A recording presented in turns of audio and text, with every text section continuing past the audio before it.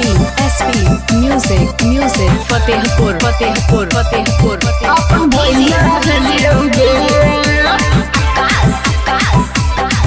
अपन भैया दिलियोगे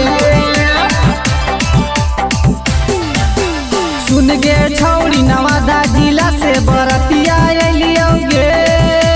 सुन गे छौरी गया जिला से बरतिया एलियोगे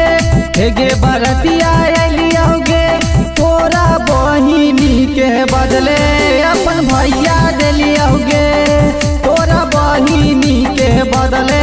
अपन भैया दिलियोगे अपन भैया दिलियोगे अपन भैया दिलियोगे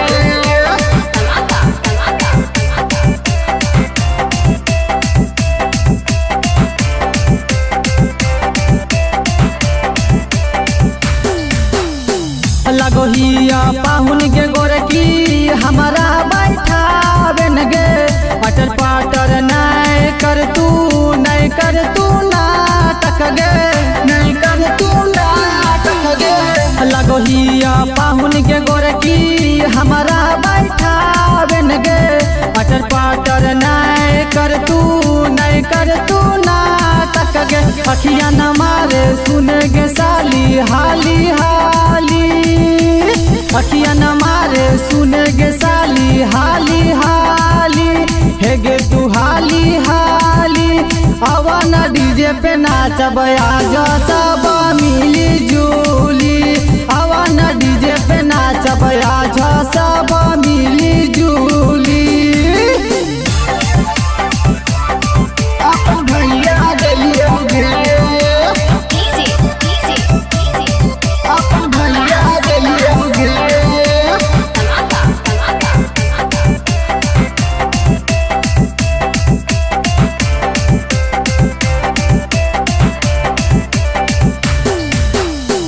देखी देखी सुने बतर की कनखी न मारे गे भैया हमार अइले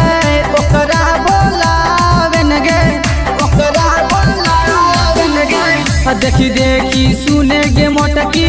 कनखी न मारे गे भैया हमार अइले ओकरा बोलावन गे कुंदन राजू संगे में अइले चंदनवा डीजे आकाश रीति के संगे चंदनवा गे हे गे चंदनवा गे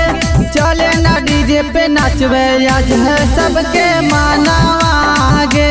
चले ना डीजे पे नाचवे आज है सबके मानवा गे सुन गे छौरी नवादा जिला से बरतिया एलियोगे सुन गे छौरी गया जिला से बरतिया एलियोगे हे गे बरतिया एलियोगे तोरा बहिनी के बदले अपन भैया दिलियोगे तोरा बहिनी के बदले अपन भैया दिलियोगे।